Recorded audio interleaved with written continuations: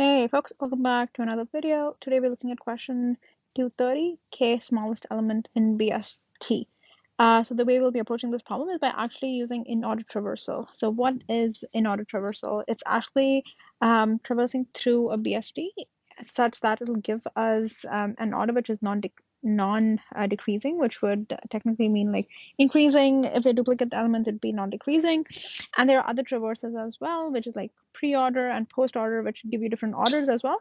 But in our case, since we need the smallest element, if we use the Inorder Traversal and use like an array list to store all of the elements that we see in the binary tree, we would just return the nth element. So it's a pretty simple problem. So let's jump right in. When it's a tree problem, it's safe to assume that it's you can use recursion in some form or the other to solve that problem. So we'll be doing the same here. We'll be using recursion to do that. The first thing that we actually need is a list, right? So the list will store all the elements in the tree. So let's call it list, and this will be new array list. Right.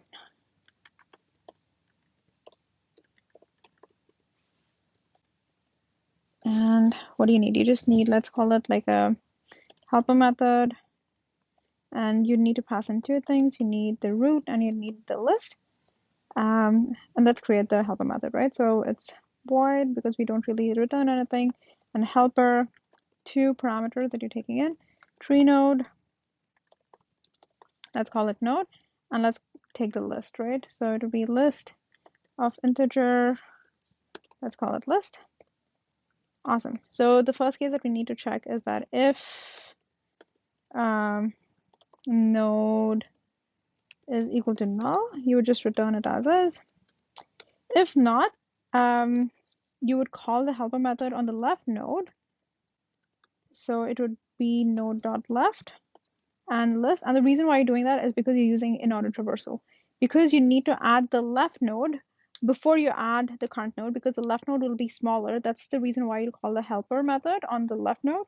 And then the current node, that's you'll add that to the list as is, node.value. And after that, you do the right node, because this is the order which will give you everything in a non-decreasing manner. Dot right, and then this is a list. And in the end, you just return it as is.